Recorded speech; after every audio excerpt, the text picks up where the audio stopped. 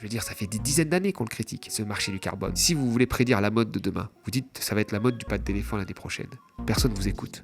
Peut-être on vous balance même des tomates. Mais si vous êtes, je sais pas moi, l'héritier de Karl Lagerfeld et que vous dites c'est la mode du pâte d'éléphant, tout le monde dit ah, ça va être le pâte d'éléphant, les entreprises vont produire du pâte d'éléphant et la prophétie va être autoréalisatrice, le pâte d'éléphant va devenir à la mode. Donc il y a un pouvoir de marché. Et en fait, la loi du marché, c'est la loi du plus fort. C'est tous les travers de la mondialisation, mais en pire. Bonjour tout le monde et bienvenue pour ce nouvel Instant Porcher. Je suis ravie de vous retrouver. L'Instant Porcher, c'est un petit moment qu'on se prend entre nous avec Thomas Porcher chaque semaine pour décrypter l'actualité. Avec la multitude des discours qu'on entend autour de nous, se poser, connaître et comprendre est une véritable arme démocratique. Vous le savez, cela fait des mois que le média tend le micro comme on lève le poing pendant cette bataille des retraites, que nous avons multiplié les reportages et les émissions. On le rappelle, le média fait beaucoup, avec peu, avec 3 caméras, 4 micros, une vingtaine de travailleurs et travailleuses. Nous sommes au plus près des luttes. Cette année encore, nous sommes restés libres et indépendants grâce à votre soutien. Vous êtes notre seule force. C'est pourquoi nous lançons cette campagne de dons. Nous avons besoin de 100 000 € pour pouvoir continuer. Nous vous rappelons que pour ceux qui paient l'impôt sur le revenu, ce sont des dons défiscalisés à hauteur de 66%. Si vous donnez 100 €, 66 € vous seront reversés par le service des impôts. Un don pour garder votre chaîne d'infos et de combat, le média des luttes de celles et ceux qui luttent. Pour celles et ceux qui le peuvent, rendez-vous sur soutenez.lemediatv.fr. Au programme de l'Instant Porcher aujourd'hui, l'État intraitable avec les fraudeurs sociaux et révélations sur ces industriels qui ont gagné des milliards sur le dos du marché carbone. C'est parti.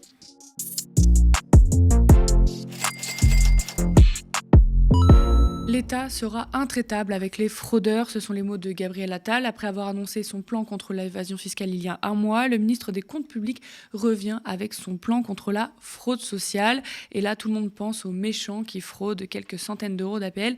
Sortons de ce narratif erroné. La plus grosse fraude sociale, c'est celle aux cotisations qui est estimée entre 6,8 et 8,4 milliards, quand la fraude aux prestations sociales est estimée, elle, à 2,3 milliards d'euros. Et encore, c'est des broutilles par rapport à l'évasion fiscale, nous y reviendrons. Un plan qui ne tient pas forcément compte de ces échelles. En voici les principales annonces. Augmentation des pénalités en cas de fraude. Pour le volet aide sociale, on a obligation de résider 9 mois en France par an pour toucher une aide sociale. C'était 6 avant pour le minimum vieillesse, par exemple. À partir du 1er juillet, il n'y aura pas de versement d'allocation sociale sur un compte bancaire hors Union européenne. Contrôle des retraités de plus de 85 ans à l'étranger. Croisement automatique des fichiers de la CAF et de l'intérieur pour lutter contre les prestations sociales versées à des étrangers en situation irrégulière en France.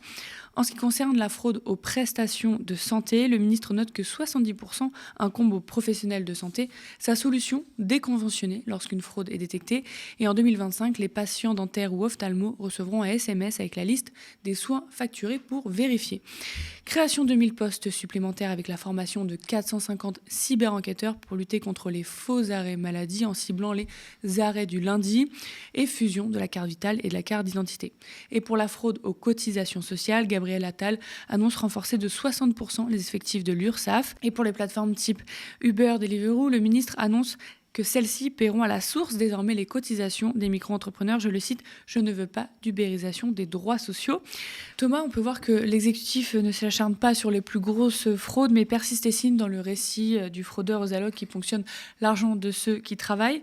C'est quoi là la stratégie de s'attaquer à la fraude sociale ? En fait, la stratégie globale du gouvernement, elle est de faire en sorte de protéger, grosso modo, la classe moyenne. C'est ça, en fait, de s'intéresser à la classe moyenne.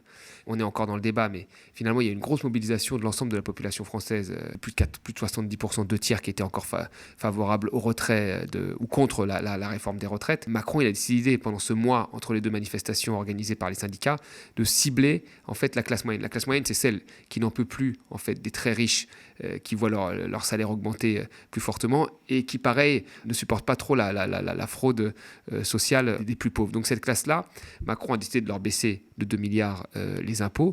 Et puis on a tout un plan, et là on voit bien que c'est très bien orchestré. Chaque semaine, on propose des plans pour faire des économies, pour dire qu'on ne fait pas des économies sur le dos des Français, mais sur tout le monde. La semaine dernière, il faut le dire, Gabriel Attal, il s'est attaqué à l'évasion fiscale et à l'optimisation fiscale.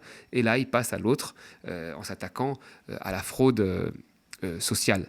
Donc le but, c'est quoi ? C'est d'occuper le terrain et de faire comme si, en fait, même si on demandait à tout le monde de faire des efforts, on allait s'attaquer à tous les gens, y compris les plus riches, pour faire en sorte de faire des économies, surtout dans un contexte où la note française a été encore une deuxième fois dégradée. Donc le but, c'est de dire ce ne sera pas que sur les retraites, ce sera sur la fraude de manière générale. Et qu'est-ce que tu penses des mesures, annoncées ? Alors, ce que tu as très bien rappelé, et ce qu'il faut rappeler, c'est que la fraude aux prestations sociales, celle dont on parle tout le temps, parce qu'on en parle beaucoup dans les médias, pas depuis le gouvernement Macron, depuis même le gouvernement Sarkozy, et même sous François Hollande, c'est en fait la plus petite fraude. C'est rien du tout.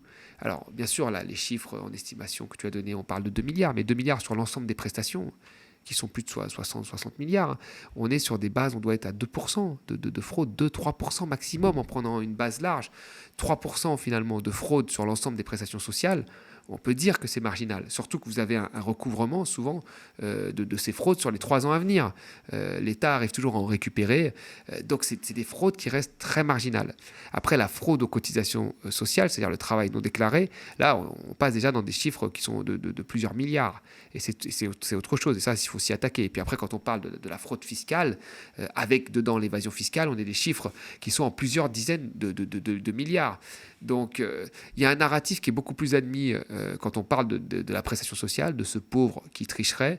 Par contre, quand on parle de l'évasion fiscale, on parle soit comme quelque chose qui est acquis ou qui est même compris, parce que ce sont des gens qui sont devenus riches et donc ils donnent déjà beaucoup d'argent. Et pourquoi ils donneraient plus d'argent ? Mais quand on regarde finalement la pression fiscale, elle est beaucoup moins forte souvent que l'ensemble de la société. Donc il y a toujours cette volonté de taper sur le plus pauvre avec cette idée que si on a décidé d'être chômeur, c'est un choix. Alors que si on a réussi, on se doit tout à soi-même et donc on n'a pas à contribuer au reste de la société. Donc c'est toujours plaisant pour une partie de la droite de taper sur ces gens-là, mais quand on regarde les chiffres en eux-mêmes, même si toute fraude doit être punie, ça reste quand même assez marginal. Et le chiffre comparé à tout le pataquès qu'on entend là-dessus au niveau politique, il y a vraiment deux mondes. Sachant en plus qu'il y a une grosse partie des prestations qui ne sont pas demandées, comme le RSA, où un tiers des gens ne le demandent pas. Et donc, en réalité, si on commence à faire tous les calculs, on est encore sur des montants encore plus infimes, finalement, de ce que ça pourrait représenter à l'échelle de l'ensemble des prestations qui sont distribuées. Dans les mesures contre la fraude aux aides sociales, même si on vient de dire qu'elle est hyper marginale, il y a toutes ces mesures autour de la personne étrangère qui prendrait de l'argent en France, le fait de devoir résider en France pour toucher son minimum vieillesse et ne pas pouvoir faire sa retraite, etc. Qu'est-ce que tu penses de ce volet de mesures-là ?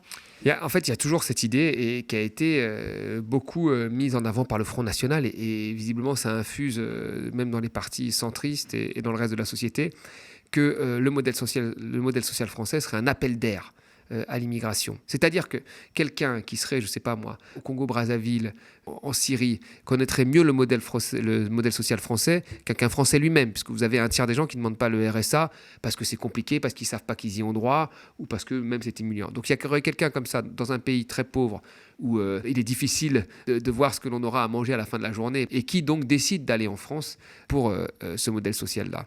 C'est parfaitement faux et tous les chiffres le prouvent. Pourquoi ? Parce que les pays qui attirent le plus déjà d'immigration, souvent des pays qui n'ont pas un modèle social aussi développé qu'en France, c'est le Royaume-Uni. Beaucoup de gens traversent la France pour aller au Royaume-Uni, d'où les problèmes qu'il y avait du côté de Calais, et c'est aussi les États-Unis. Donc c'est pas ça que les gens recherchent un emploi, et ils vont dans les endroits où il y a de l'activité. Donc c'est pas le modèle social qui attire ça. Et de l'autre côté, il y a cette idée que les gens profitent d'un modèle social généreux en France pour aller le dépenser ailleurs. Alors vous avez toujours l'exemple que vous allez trouver pour prouver que, mais c'est souvent pas le cas. On reste toujours sur finalement de la politique politicienne qui va plaire à un certain électorat et qui va, au lieu d'élever le débat, qui va satisfaire en fait l'instinct primaire de certaines personnes qui sont peut-être sensibles à ces questions-là et qui ont envie de s'en prendre plus facilement à des gens qui seraient issus de l'immigration, etc. Donc on est dans quelque chose qui est de l'ordre, on va satisfaire les bas instincts pour des raisons politiques, alors que les chiffres encore ne montrent que bénéficier des aides sociales, c'est très compliqué quand on est étranger. Le RSA, il faut travailler pendant 5 ans. Le minimum vieillesse, c'est une dizaine d'années. Vous regardez, un certain nombre d'emplois sont interdits, 1 emploi sur 5 sont interdits aux étrangers. Et il y a beaucoup en plus de chefs d'entreprise qui demandent une main-d'œuvre étrangère parce qu'ils n'arrivent plus à trouver de la main-d'œuvre, notamment dans la restauration et le bâtiment. Voilà, c'est beaucoup plus compliqué que de dire que voilà, il y a des gens qui connaissent le modèle social et qui veulent en profiter. Et dans les mesures aussi, faire attention aux fameuses créations de postes qui des fois sont juste des déplacements de postes qui vident du coup de substance les autres services à Bercy. Je rajouterai une chose sur Bercy. C'est très bon, en fait. Moi aussi, c'est ça qui m'embête. On l'a déjà dit dans une autre émission, c'est que Bercy est finalement le ministère où il y a eu le plus de suppression de postes. Après, c'est l'écologie. Donc pendant des années, on a supprimé des postes. Et puis là, on se dit, tiens, on va en créer quelques-uns. Plutôt que de former quelqu'un à l'intérieur de Bercy déjà, on l'a liquidé. Là, on dit, ah non, mais les compétences n'étaient pas les mêmes. Donc pendant très longtemps, ces questions-là, sur l'évasion fiscale, sur plein de choses, elles n'étaient pas. Alors on nous dit, oui, mais on est passé maintenant à des prélèvements automatiques. C'est toujours ce qu'on dit à chaque fois. C'est-à-dire que oui, Internet est là, donc on doit. Mais en réalité, il y a des milliards à récupérer dans la fraude fiscale, des milliards dans la fraude aux cotisations sociales. Et donc, il faut des équipes à un moment qui soient là. On ne peut pas à chaque fois dire, on a supprimé des postes, puis on n'en recrée que quelques-uns pour dire que tout va bien. Quand les industriels gagnent des milliards sur le dos de la transition écologique, beaucoup alertés, c'est maintenant prouvé. L'enquête du Monde en 2 volets révèle comment les entreprises polluantes ont transformé les quotas gratuits de CO2 en un marché de plusieurs milliards d'euros et que le système de quotas gratuits de CO2 pour inciter les industriels à réduire leurs émissions est un fiasco. Le Monde s'est penché sur les cimentiers et les sidérurgistes français et espagnols qu'on connaît bien ici, tant on a vu les délocalisations et plans de suppression d'emplois depuis des années. Pour vous la faire simple, l'Union européenne a lancé un système en 2005 de quotas de droit à polluer, donnés gratuitement pour inciter les plus gros pollueurs à réduire leurs émissions de CO2. Si l'industriel a dépassé son quota annuel, il peut en acheter. Si au contraire, il a émis moins que ce qui était prévu, il peut revendre. Des quotas qu'on peut vendre, stocker, faire fructifier, spéculer, bref, détourner. Et c'est ce qui a été fait. Thomas, est-ce que tu peux nous en dire un peu plus sur ce système ? Tout à fait. Alors, faudra un jour qu'on fasse le bilan de ces années 90-2010, tant ils ont fait du mal à l'énergie, à la transition énergétique et à la transition écologique. Ce qui s'est passé dans les années 90, c'est que tout ce qui était des solutions de marché était mis en avant. Alors pour les grands énergéticiens que nous avions, qui étaient des monopoles publics, il fallait libéraliser. Libéraliser, c'est-à-dire ouvrir à la concurrence, parce que la concurrence fait baisser les prix, est une bonne chose. Aujourd'hui, on voit que les prix sont plus élevés, les prix de marché, et on voit que les entreprises, elles ont eu que des incitations de court terme, alors que dans l'énergie, il faut des incitations de long terme, des investissements très longs, ce qu'elles n'ont pas fait. Et donc on se retrouve aujourd'hui avec qu'est-ce qu'on fait sur telle centrale nucléaire, ou qu'est-ce qu'on fait pour la transition énergétique? On ne fait rien. Il y a eu, par exemple, sur le renouvelable, pareil, des subventions pour se dire c'est un prix un peu plus cher, donc on va le subventionner pour rendre le prix moins cher, ce qui va permettre de développer massivement les renouvelables. On n'a pas vu ça, elles se sont développées, mais au même rythme que se sont développées l'industrie pétrolière et d'autres, donc ça n'a pas eu l'effet escompté. Et pour les entreprises, on s'est dit on va faire une solution de marché. Nous avons un marché qui est défaillant, le marché comme il est, de l'offre et de la demande dans tous les secteurs, le ciment, le pétrole et ailleurs. Et comme ce marché est défaillant parce qu'il ne prend pas en compte ce qu'on appelle les externalités négatives, c'est-à-dire les impacts négatifs sur le climat, on va créer un autre marché à côté pour réguler les externalités négatives de ce premier marché. C'était le marché du carbone. Donc le marché du carbone, on prend des entreprises par secteur, on leur donne un plafond de droit à polluer, voilà, des quotas qu'elles ont droit de polluer, et puis si elles n'atteignent pas ces quotas, elles peuvent les revendre sur le marché. Et puis celles qui dépassent les quotas et qui veulent continuer leur activité doivent en acheter à d'autres qui n'ont pas atteint leur quota. Ce qui fait que vous avez un marché du quota qui s'échange de droits à polluer, qui s'échange sur ce marché-là, avec un prix. Et si les entreprises ne respectent pas suffisamment, vous avez le prix qui augmente et donc leur compétitivité qui est impactée. Et celles qui sont vertueuses peuvent les revendre et se faire de l'argent et ont une meilleure compétitivité. Donc ça devait inciter toutes les entreprises à devenir vertueuses d'un point de vue écologique. Alors c'est très bien sur le papier, c'est très bien à présenter dans un séminaire d'économie, c'est très bien dans un monde sans frottement, sans lobby, sans influence, et ça a été défendu par des très grands économistes, mais dans la vraie vie, il y a des lobbies. Et les entreprises qui sont en place, elles ont des milliards, elles ont plus de lobbies que celles qui sont émergentes. Notamment par exemple du renouvelable, qui se font d'ailleurs souvent acheter par les grands groupes et démantelés ensuite. C'est souvent le cas. Donc ces grandes entreprises-là ont dépensé de l'énergie en termes de lobbying à la Commission européenne, qui est assez sensible au lobbying, pour dire, écoutez, nous, on veut bien accepter le jeu, mais il nous faut des quotas très élevés, des plafonds très élevés, pour qu'on puisse faire notre transition. Parce que sinon, c'est des emplois perdus, etc., etc.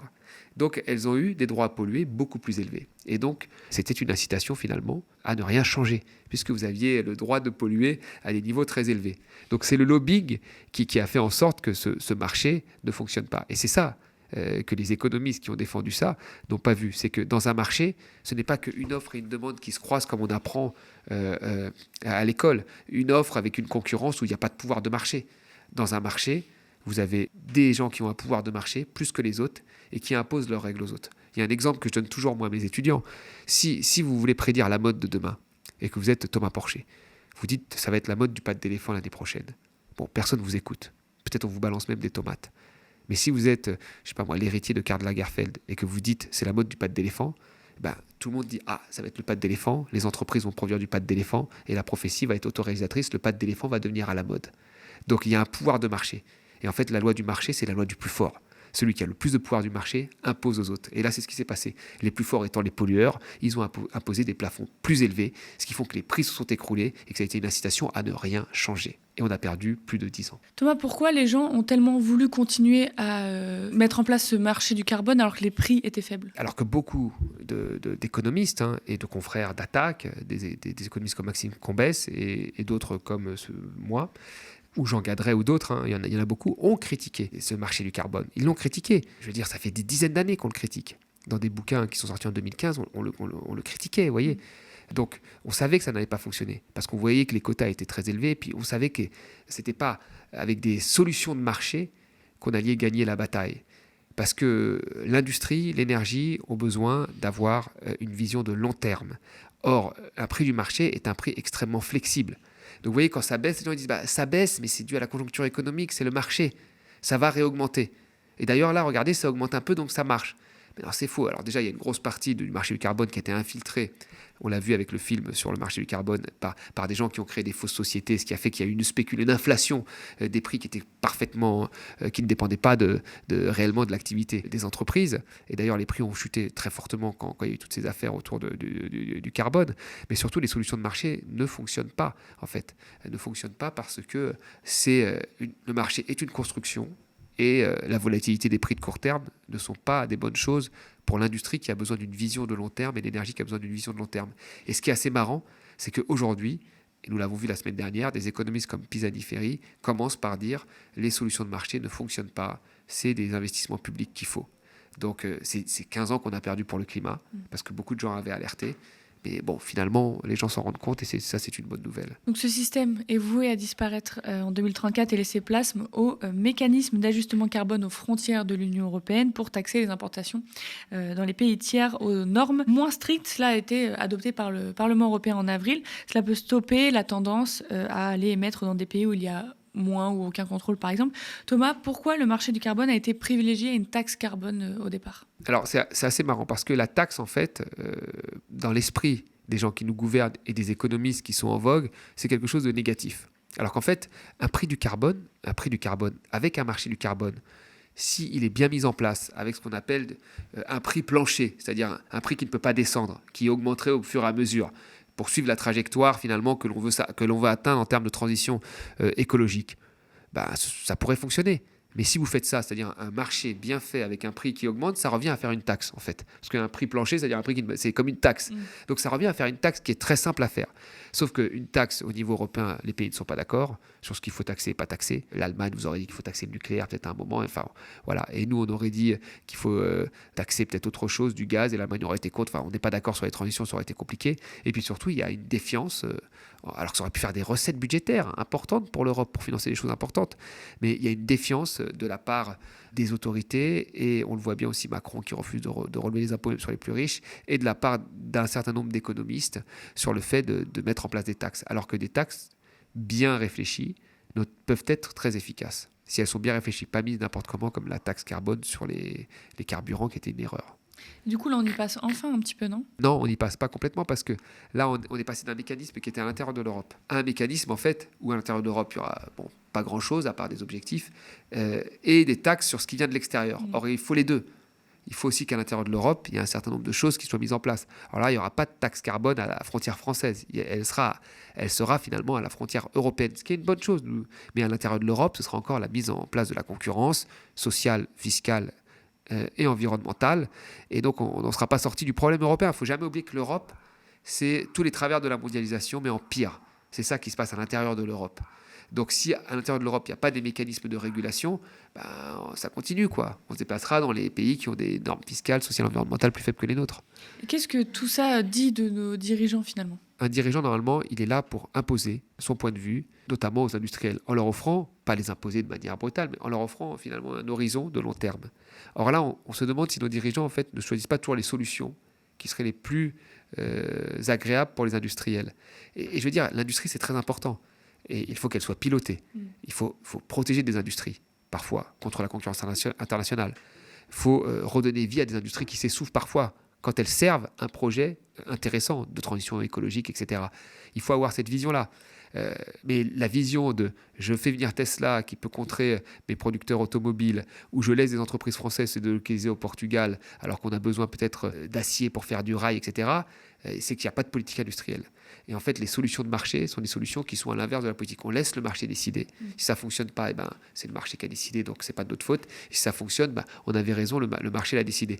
Donc il y a une volonté en fait de créer tout le temps des usines à gaz et de ne plus faire de politique. Et en fait, pourquoi personne s'y oppose de manière générale ? Parce que en fait, ça permet aux grandes entreprises de ne pas faire d'efforts ou d'en faire le minimum. Finalement, là, avec leur quota, elles n'ont pas eu à faire d'efforts. Nous le savons aujourd'hui. Mais c'est pareil quand vous dites oui, on va imposer des normes aux consommateurs pour qu'ils consomment moins, etc. On va faire en sorte de l'avertir, etc. Elles s'en foutent parce qu'elles savent très bien qu'elles sont tellement installées qu'on peut marquer il y a trop de sucre, on peut marquer consommez moins, on peut marquer habillez-vous moins.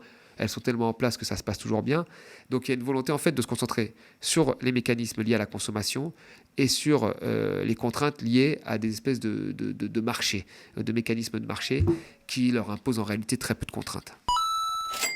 Vous le savez, cela fait des mois que le média tend le micro comme on lève le poing pendant cette bataille des retraites, que nous avons multiplié les reportages et les émissions. On le rappelle, le média fait beaucoup avec peu.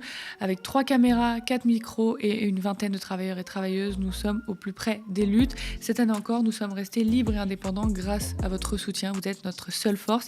C'est pourquoi nous lançons cette campagne de dons. Nous avons besoin de 100 000 € pour pouvoir continuer. Nous vous rappelons que pour ceux qui payent l'impôt sur le revenu, ce sont des dons défiscalisés à hauteur de 66%.